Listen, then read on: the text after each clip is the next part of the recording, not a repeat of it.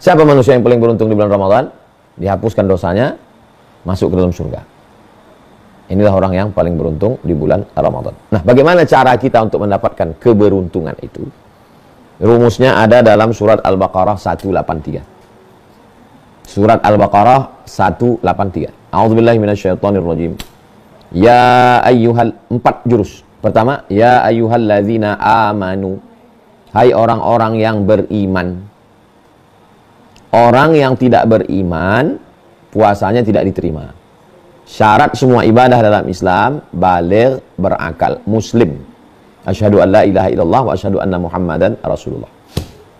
Jadi, jaddidu imanakum, perbaiki iman kamu, refresh.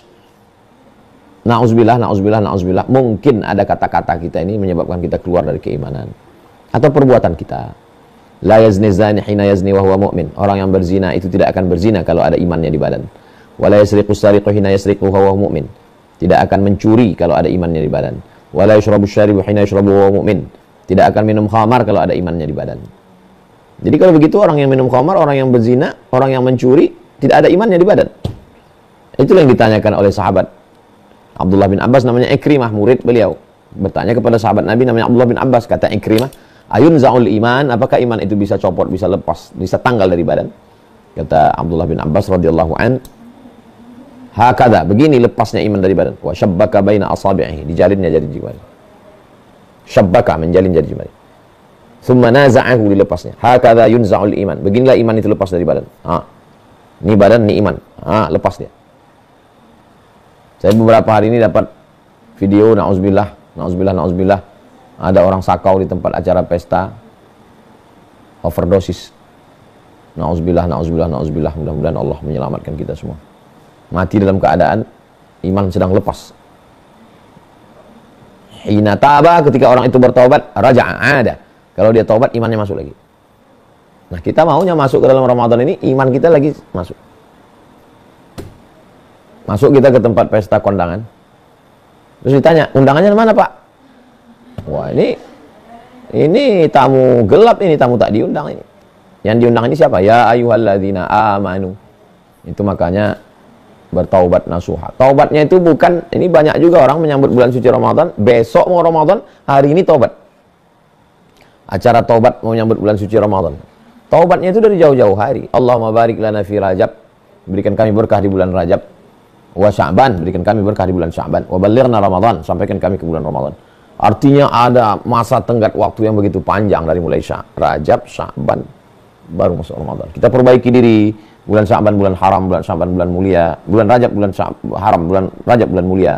Setelah itu masuk ke bulan Sya'ban, bulan yang bercabang-cabang keberkahan, di dalamnya ada malam nisfu Sya'ban.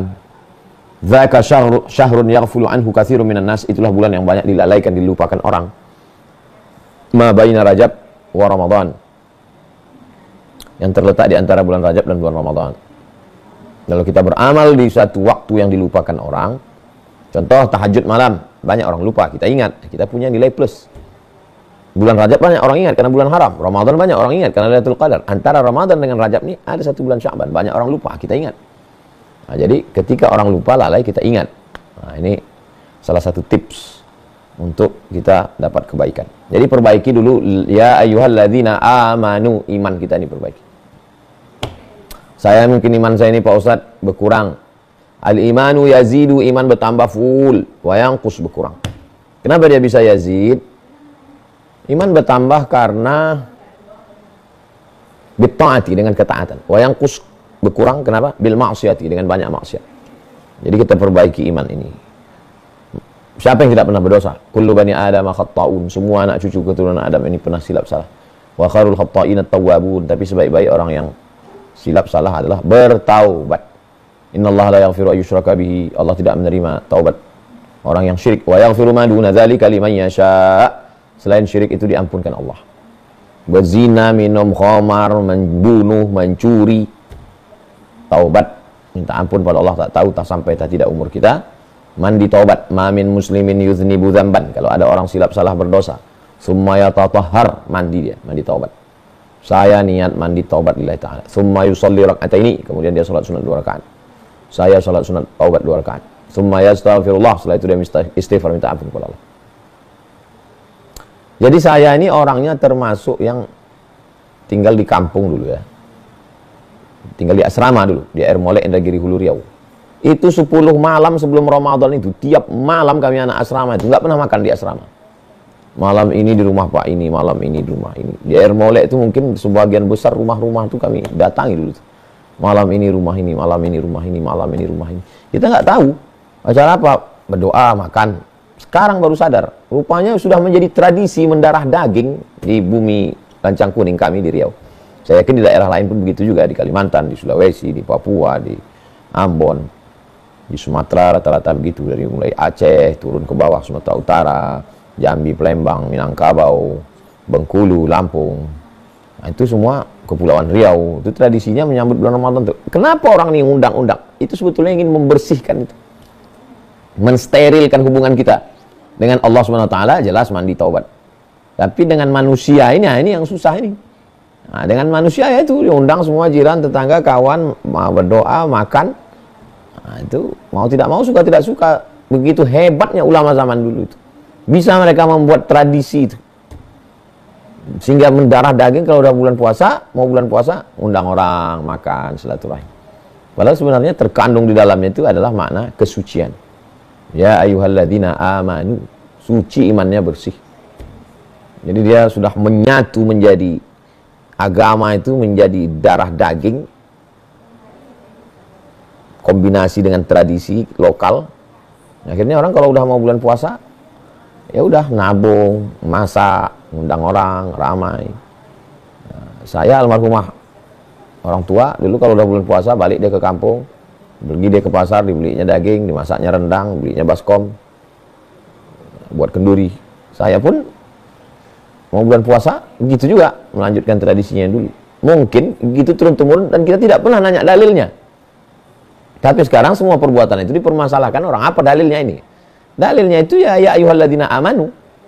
Kamu masuk nggak dalam golongan beriman? Yang merusak iman kita itu kan dua. Iman kita rusak karena hubungan kita dengan Allah, hablum minallah, atau dengan hablum minannas. La yadkhulul jannata qati'ur rahim, tidak masuk surga orang yang putus tali silaturahim. Sambung balik. Nyambung tali silaturahim. Bapak Ibu hadirin hadirat, jiran tetangga, keluarga semua, mungkin selama ini banyak hubungan kita rusak, kami mohon maaf. Alhamdulillah bisa terambung silaturahim. Nyaman kita. Bahkan kalau hadis tentang malam nisfu Sya'ban itu jelas sekali. Ittala Allahu ala jami'i khalqihi lailatan nisfi min Sya'ban. Pada malam nisfu Sya'ban Allah memperhatikan semua makhluknya. Fa yaghfiru li jami'i khalqihi, Allah ampunkan semua makhluknya illa, kecuali dua. Pertama li musyrik, orang yang musyrik, yang kedua musyahin. Musyahin itu orang yang belum berdamai. Gimana kita tiap malam Ramadan, Allahumma innaka 'afuwun tuhibbul 'afwa fa'fu 'anna. Ya Allah, kau Maha Pengampun, ampunkanlah. Kata Allah, kau tak dapat ampunan karena kau belum berdamai. Nah, itu. Jadi memahami hadis-hadis itu jangan paham tekstual. Ustadz, boleh nggak kami sebelum Ramadan mengundang tetangga semua nyambut Ramadan? Nggak ada itu tradisi. Nggak ada dilakukan. Ya. Memahami hadis itu tidak tekstual, tapi kontekstual. Bahwa sebelum masuk Ramadan kita mesti bersih-bersih. Bersih rumah udah, bersih masjid udah, tapi diri kita masih putus hubungan dengan saudara, kawan, putus hubungan dengan Allah. Nah, setelah bersih semua, ya ayyuhalladzina amanu, dari pembatal-pembatal iman itu, barulah masuk ke yang kedua. Kutiba alaikumus shiyam, diwajibkan bagi kamu puasa.